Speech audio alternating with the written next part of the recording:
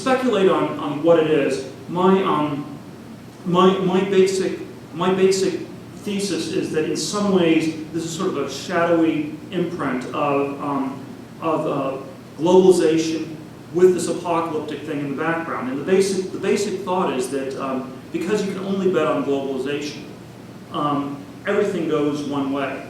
And unlike the 18th or 19th or early 20th centuries, when the alternative to globalization was just slower growth or things being not quite as good, the alternative to globalization now is absolute catastrophe.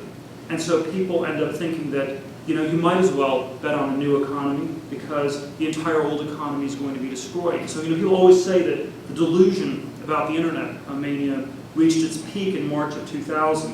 But it might also be that in some sense it was a peak of clarity where people saw most clearly that in the long run the old economy and the old way of doing things would not work, and so that sort of these that in some sense you have this sort of extreme optimism that's combined with extreme despair. And I think the housing thing is again something like this, where actuarially a lot of people are approaching old age and basically effectively bankrupt, and so they figure, well, you might as well bet on housing one last time, and hopefully it works. And so you sort of have lives of quiet desperation that make themselves felt as these sort of crazy market bubbles. And I think that if you actually, and I think there sort of are, in some sense, all sorts of clever ways people are trying to take the other side. So the example I would cite on this is somebody like Warren Buffett, who is generally thought of as the greatest investor of all time, and the branding is that he's sort of good at picking stocks that are cheap or something like that. But over the last 10, 15 years, the Buffett business has basically shifted to complicated insurance and reinsurance products, and it's basically he's basically in the business of selling insurance against global catastrophes. And it makes, you can basically sort of think about the analysis, and there's a scale of several things that happens. The first thing is nothing happens at all. You just collect your premium and you have a very profitable year. Second scenario is you have a fairly big disaster, like say 9/11. And what happened after 9/11 was all the insurance companies actually went up because even though they had to pay out a lot for 9/11, people realized they'd be able to increase the premium a lot more. So that was actually good for the insurance companies as well. Now you could imagine a worse catastrophe. Let's say a nuclear bomb goes off or something like that, and then maybe the government bails you out or something happens. And then if 10,000 nuclear bombs go off, you have a problem. But at that point, there's nobody left to collect.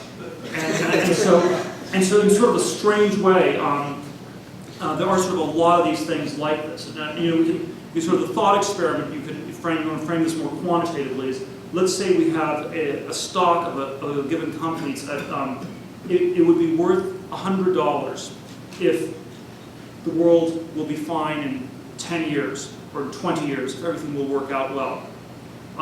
But there's only a 1 in 10 chance that things will work out. There's a 9 in 10 chance the world is going to blow up. So how much should you pay for that stock? Now, if you did it mathematically, if you were, say, a Martian or something like that, you'd say, well, maybe I'll pay $10.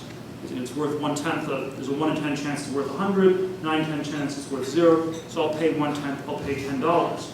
But since you're not a Martian, and you can't sort of go to outer space if something goes wrong, actually maybe it makes sense to pay $20 or 30 or 40, or anything less than 100, because again, you have this very strange dynamic where in one scenario things work, and the other one they do not. It is obviously very hard to know where things go from here in this context.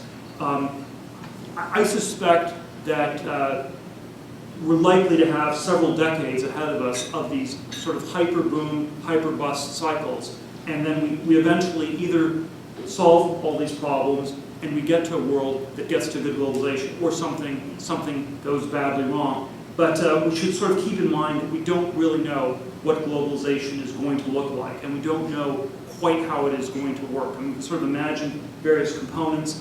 I think the history where it meant, cars and radio and railroads and outer space and Japan and the internet and labor in emerging markets and hedge funds and housing in London and Manhattan is at least suggestive that when it actually happens, even if everything works out, it will happen in a way that may be extremely different from what people expect. And if you can figure out how it's going to happen, I do think that you will really make money, and it will not be a bubble. It will be real. And in some sense, you can think of the last 20, 25 years where we've had these series of hyper bubbles from Japan, the internet, the current housing and finance emerging market one, as perhaps just a single gigantic boom or bubble, where it is clear that this time either globalization is going to happen or it will not. And we don't yet know if in the aggregate it is a boom or a bubble. If it turns out that it doesn't work, it will turn out that the whole thing is a bubble and everything will go to zero. But if it turns out that it is real, some version of it, I think, is likely to work out over the next few decades. And you sort of analyze this through various different countries. The thing that I do think tends to get very much mistaken is that people. There sort of are all these subtle ways in which people think about specific contexts that seem like they're necessary for globalization, but it may turn out that they're just, you have these tiny approximations and you end up with catastrophic errors. So just to cite sort of a very current example, you think about the future of China. So you think, well, China has to develop, and it has to sort of develop in a relatively peaceful way for there to be good globalization. And so on a superficial level, you should just invest your money in China because there's no way that China can develop without the world doing well. But then, if you sort of drill down on it, there are sort of many different ways that China could actually develop, and the most straightforward that I suspect will happen is that it will be much like the development of the internet, where you have a whole wave of businesses that have been sold to the public. They're not going to quite work, and then over the next decade or two, there'll be other businesses that will emerge and will be very successful. So it may be the case that China does well, but investments in China do not. And I think this kind of a frame would be a very helpful one to use in a number of different contexts. So I think it's I think what I think is probably the most frightening about our current situation is not that necessarily it's just so scary or anything like this, but it is that in many ways the incentives are all lined up for people not to think about these problems and not to think about them really hard. So if you're an investor who's worried about a nuclear war, this is a waste of your time. You should not be doing it.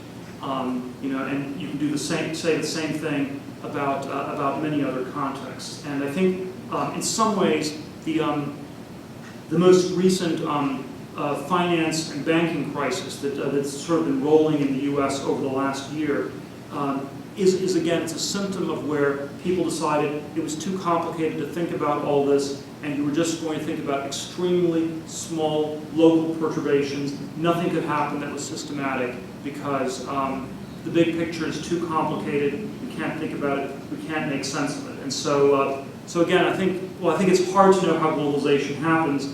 I think it also is equally problematic to not think about it, because then you end up with a situation where you end up making all sorts of local decisions. You assume the whole machine is going to work. The personal version of this that happened was that people assumed housing would keep going up, and so you had we don't really understand how the housing market works, but we think it will generally keep going up, and that was how people sort of bet on it on the consumer side. So I don't exactly know how it will unfold in the decades ahead, but I certainly hope to be around to see it, and